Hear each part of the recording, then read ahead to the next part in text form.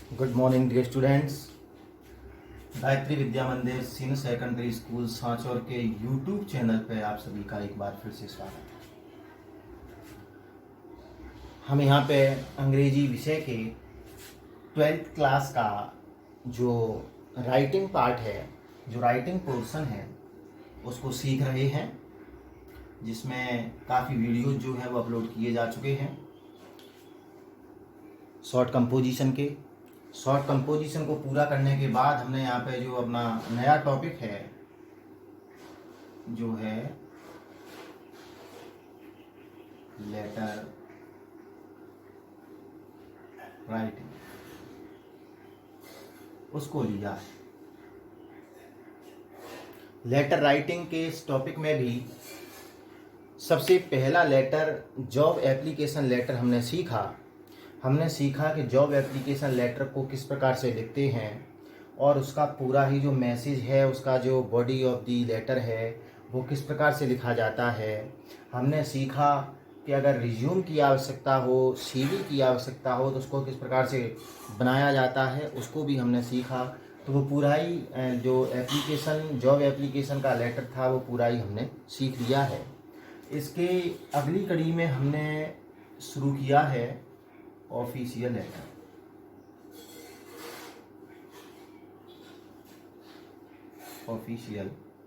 Letter, जिसका एक part जो है वो अपलोड किया जा चुका है कि how to write an official letter, के कार्यालयी पत्र को किस प्रकार से लिखा जाना चाहिए। क्या है ये? कार्यालयी पत्र।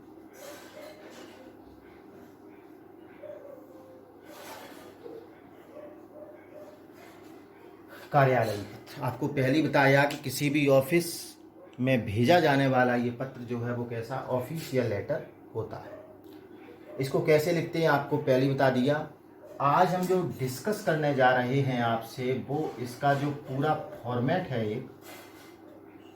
वो आपके सामने हम बनाएंगे कि किस प्रकार से इसका फॉर्मेट पूरा बनके तैयार होता है। एक हम एड्रेस कोई भी ले लेते हैं, मान लो स्कूल में ही लिखना हो, एक सेंटर एड्रेस ले लेते हैं हम, ठीक है। जैसे कि एड्रेस हो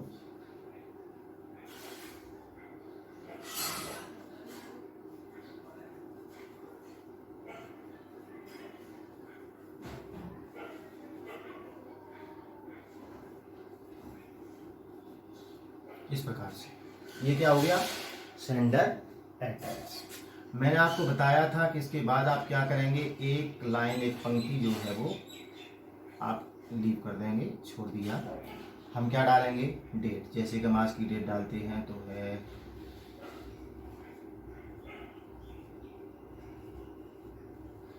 इस प्रकार से, ठीक है।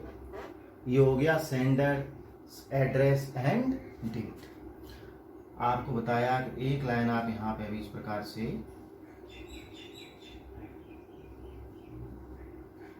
छोड़ देंगे। अब माना कि अभी यहाँ पे एड्रेस नहीं दे रखा है, रेसिपिएंट एड्रेस क्या है कि किसको भेजना है, लेकिन मैं तो एक थोड़ा इमेजिन करते हुए कि आप किस प्रकार से बनाना है वो पूरा फॉर्मेट आपके सामने बना के बताना चाहता हूँ। इसके बाद इसके कुछ एग्जांपल्स जो है वो भी लेकर के हम आएंगे। तो जैसे कि मान लो प्रिंसिपल को भेजना हो तो यहाँ पे हम कह देंगे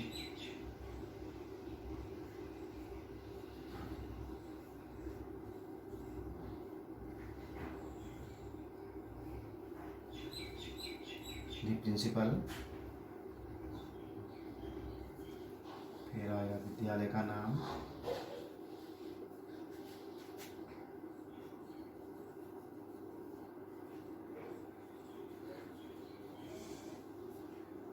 गायत्री विद्या मंदिर, और तीसरी लाइन में आएगा आपका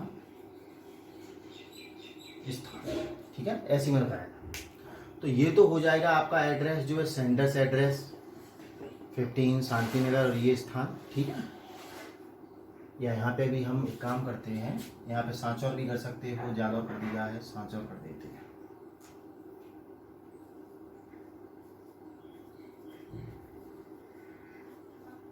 ठीक है। तो ये तो सेंटर एड्रेस हो जाएगा। एक लाइन छोड़ने के बाद ये हो जाएगी डेट। एक लाइन छोड़ने के बाद ये एड्रेस मैंने आपको कल भी बताया था, पिछले वीडियो में भी बताया था कि सबसे पहले एक पद यानी डेजिग्नेशन, उसके बाद जो भी कार्यालय, जो भी ऑफिस है वो लिखा जाएगा, और उसके बाद जो स्थान है वो लिखा जाएगा।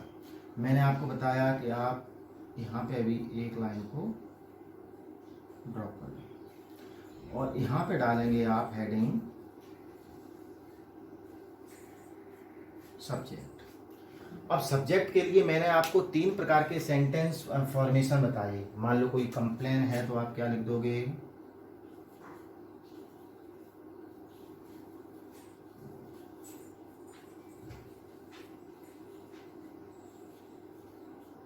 कंप्लेंट अगेंस्ट, ठीक है, किसके विरुद्ध कंप्लेन है वो लिख देंगे। अगर कंप्लेन नहीं होती तो इसके स्थान पर आप लिख सकते थे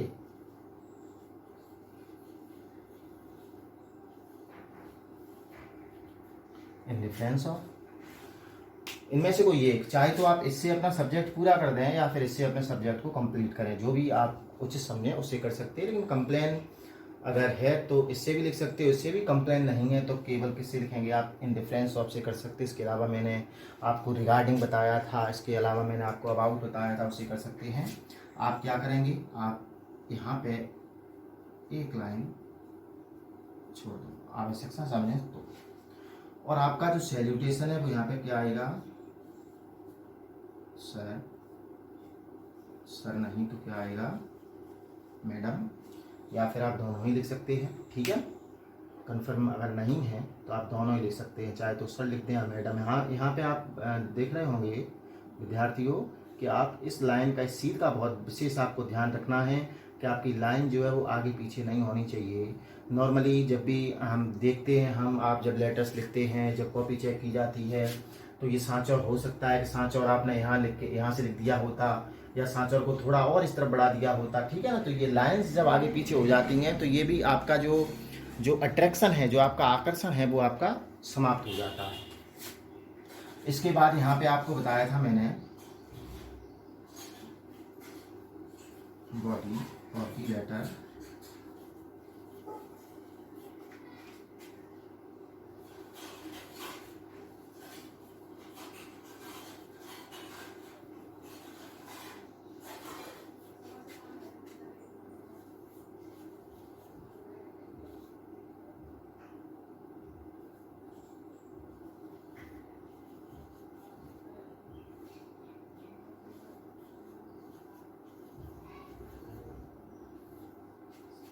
ठीक है।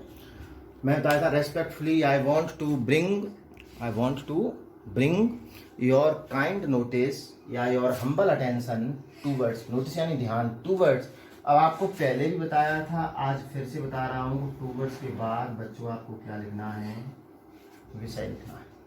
टूवर्ड्स के बाद आपको क्या लिखना है, आपको अपने लेटर का सब्जेक्ट लिखना है। लेकिन एक ध्यान रखना है विद्यार्थियों कि आपको ये विषय लिखना जरूर है, लेकिन विषय इस कंप्लेन अगेंस्ट, इस इन डिफरेंस ऑफ, या फिर रिगार्डिंग या अबाउट भी लिख सकते थे, उसको छोड़ करके, समझ रही हो ना, कंप्लेन अगेंस्ट को छोड़ करके, इन डिफरेंस ऑफ को छोड़ करके आपके यहाँ पे ये सब्जेक्ट जो होगा, इस सब्जेक्ट को आप विषय के रूप में वहां पे जोड़ेंगे। आपको कंप्लेन अगेंस्ट या इन डिफरेंस ऑफ वहां पे लिखने की कोई भी आवश्यकता नहीं है। इस बात का आपको विशेष ध्यान देना होगा। देख लेते हैं, जैसे मान लो होता complaint against misbehaviour of the librarian, school librarian, ठीक है ना, कि स्कूल का जो लाइब्रेरियन है उसने मिसबिहेव किया है। Complaint against the misbehaviour of the librarian, तो आप क्या कहेंगे, respectfully I want to bring your kind notice towards, ये लिखने की आवश्यकता नहीं है, सीधा लिखेंगे towards the misbehaviour of the librarian, ठीक है। तो सीधा वो आगे का जो विषय है वो आप जोड़ देंगे। आपने respectfully I want to bring your kind notice लिखा है, या आप इसके स्थान पर लिख सकते थे respectfully I would like to bring या draw your humble attention towards, ठीक है। जब भी किसी का ध्यान अपनी ओर आकर्षित करना है, किसी प्रकार की कोई समस्या है, कोई कंप्लेन है, तो आप इससे लिख सकते हैं।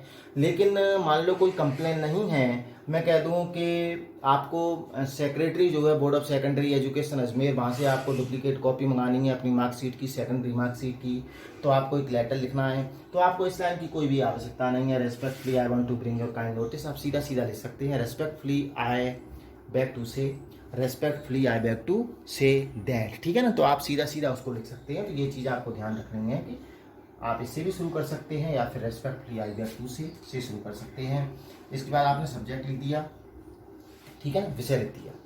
विषय के अलावा भी आपके कुछ ऐसे टॉपिक्स होते हैं, मान लो मैं कह दूं कि complain against the insanitation in your locality in your colony, या फिर मिसबिहेवियर ऑफ द लाइब्रेरियन था, या फिर irregular delivery of letters in your colony है। इस प्रकार के जो भी टॉपिक हैं, तो आपने लिखा respectfully I want to bring your kind notice towards, और टूवर्ड्स के बाद आपने क्या किया, सब्जेक्ट को जोड़ दिया, ठीक है। तो आप कुछ कॉमन से सेंटेंस में यूज़ करते हैं, जैसे कि I am the resident of ये एरिया जो भी है उस जगह का मैं निवासी हूँ, and it is being seen from last few days, ठीक है ना। तो मैं आपको बता देता हूँ, जैसे कि आई एम, विषय तो जोड़ ही दिया, उसके आगे आई एम दी रेजिडेंट ऑफ, यहाँ पे क्या आ जाएगा, स्थान, कौन सा, ये ऊपर वाला आपका ही तो ये जगह है ना, आपका स्थान है, आपका निवास स्थान है, आपका address. I am the resident of निवास। मान लो अगर ये एज ए स्टूडेंट आपने लिखा होता लेटर प्रिंसिपल के लिए, तो यहाँ पे आपको रेजिडेंट कहने की क्या आवश्यकता थी, कोई आवश्यकता नहीं। तो आप कह देते आई am the student of class 12th, I am the student of class 10th 11th 9th, जो भी है वो यहाँ पे आ जाता। एक सेंटेंस यहाँ पे आ जाएगा, अगर कोई कंप्लेन है, कोई प्रॉब्लम है, कोई समस्या है, it is being seen from last few days. ये ऐसे सेंटेंस हैं, सामान्य सेंटेंस, कॉमन से वाक्य, जिनका लेटर लिखते समय आप यूज कर सकते हैं। मैं उसको बताने को प्रयास कर रहा हूँ कि आप ये तो कहेंगे ही कि I am the resident of, जैसे शांति नगर है तो कह दिया I am the resident of Shanti Nagar. आप कहेंगे जैसे प्रॉब्लम थी कि irregular delivery of letters in our colony. मैं इसको थोड़ा सा इजी बनाने का प्रयास कर रहा हूँ कि बच्चे जो हैं वो कंफ्यूज हो जाते हैं कि सेंटेंस कहाँ से लाया जाए। तो इस प्रकार से कुछ कॉमन सेंटेंस डाल रहा हूँ जिनका यूज आप उस लेटर में कर सकें। आपने कह दिया I am the resident of Shanti Nagar. अब लेटर की जो डिलीवरी है वो रेगुलर है, तो क्या कहोगे, it is being seen from last few days, that पिछले कुछ दिनों से देखा जा रहा है, that the postman of this colony is not working properly, कि अपने कार्य को सही से नहीं कर रहा है। हो गया, सेंटेंस पूरा हो गया। मान लो होता इनसैनिटेशन का होता तो भी कहते it is being seen from last few days that the sweepers of this area are not working their duty honestly sincerely, वो अपना ये कार्य जो ईमानदारी से नहीं कर रहे हैं, ठीक है ना। इस प्रकार से आपका ये सेंटेंस जो पूरा हो जाता। उसके बाद जो भी आपका सब्जेक्ट है, ये सब्जेक्ट, ये इस सब्जेक्ट के आधार पे आपका जो लेटर है वो थोड़ा सा आगे बढ़ेगा। आपको इससे संबंधित कुछ सेंटेंसेस जो है वो इसमें लिखने होते हैं, ठीक है। 2-3 सेंटेंस जो है उसी विषय से संबंधित, जो उस विषय से पूर्ण रूप से संबंध रखते हो, वो सेंटेंस आपने क्या किया, यहाँ पे लिख दिया, ठीक है। जैसे कुछ कॉमन सेंटेंस आप यूज कर सकते हैं कि मान लो इनसैनिटेशन का है तो हम कह सकते हैं, इरेगुलर डिलीवरी का है तो भी हम कह सकते हैं। आप कह सकते हैं कि बिकॉज ऑफ दिस यानी इसके कारण, बिकॉज ऑफ इनसैनिटेशन अस्वच्छता के कारण, because of irregular of delivery यानी लेटर्स यानी पत्रों के अनियमित वितरण के कारण, द रेजिडेंट्स यानी निवासियों को हैव टू फेस यानी सामना करना पड़ता है लॉट ऑफ इनकन्वीनियंस, बहुत सी असुविधा का, ठीक है। लिख सकते हो कंप्लेन अगर है, क्या है, अगर कोई भी कंप्लेन तो क्या लिखोगे,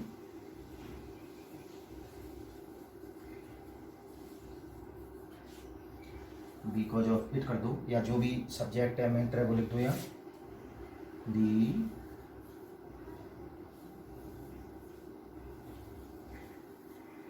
रेजिडेंट्स। अब मान लो रेजिडेंट्स है तो रेजिडेंट्स, अगर कोई स्टूडेंट की प्रॉब्लम होती तो क्या कर देते, यहाँ पे स्टूडेंट्स कर देते, रेजिडेंट्स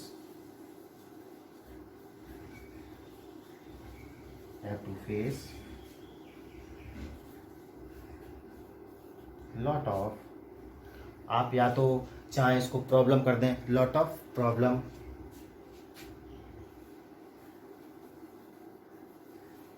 ठीक है, लॉट ऑफ प्रॉब्लम्स के बिकॉज ऑफ इट यानी इसके कारण the residents have to face lot of problems, इसके कारण बहुत सी समस्याओं का सामना करना पड़ता है।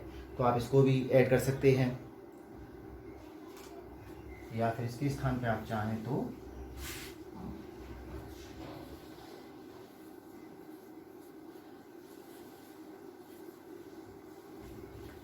इनकन्वीनियंस। इनकन्वीनियंस का तात्पर्य होता है बच्चों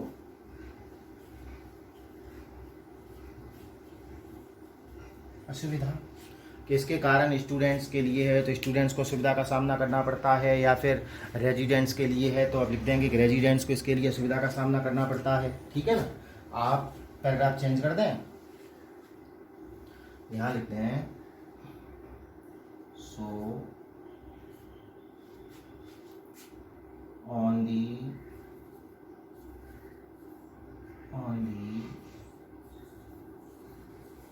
behalf of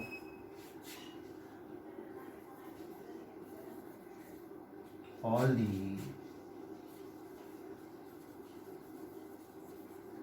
स्टूडेंट्स या फिर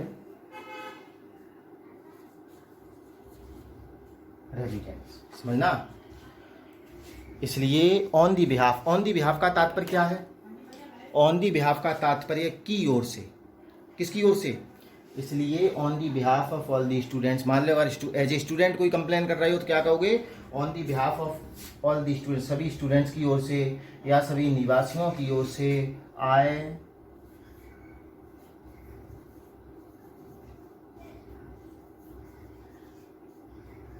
I request you to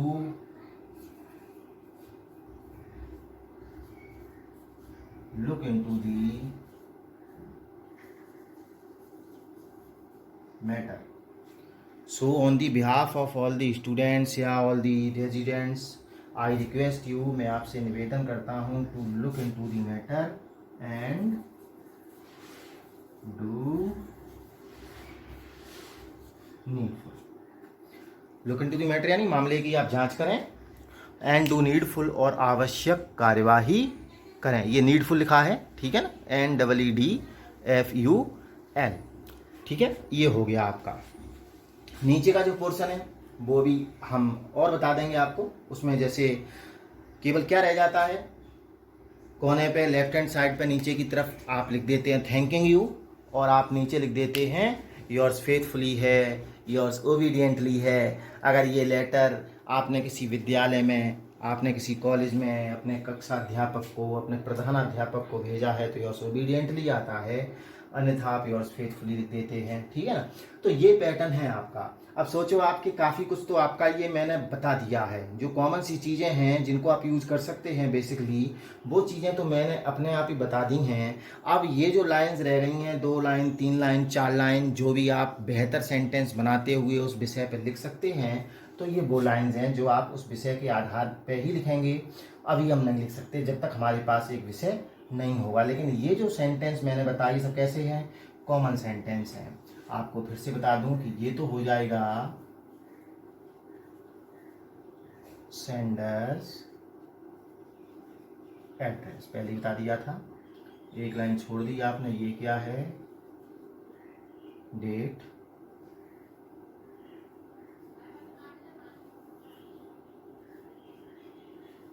ये रेसिपिएंट एड्रेस है, ठीक है। यहाँ तक ये आपका क्या हो जाएगा, सब्जेक्ट है, ये सब्जेक्ट लिखाई है, और ये आपका है सैल्यूटेशन,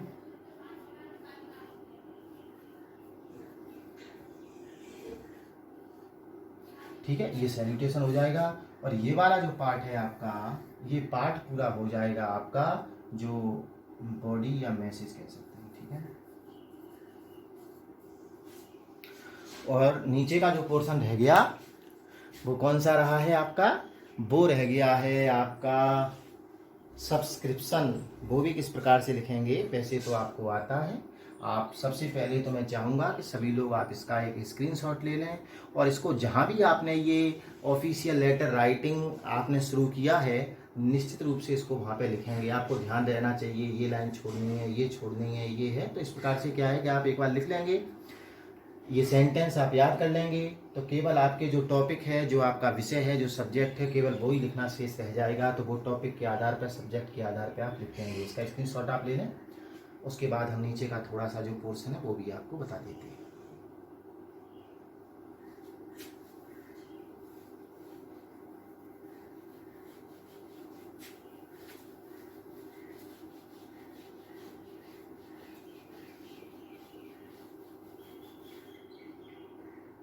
तो उसके नीचे आप क्या किया, आपने लेफ्ट हैंड साइड पे नीचे की तरफ, मैं यहाँ की बात कर रहा हूँ, अभी जगह नीचे नहीं थी इसलिए ऊपर लिख दे रहा हूँ इसको।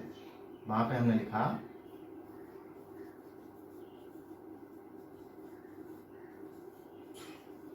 थैंकिंग यू, और लिखा आपने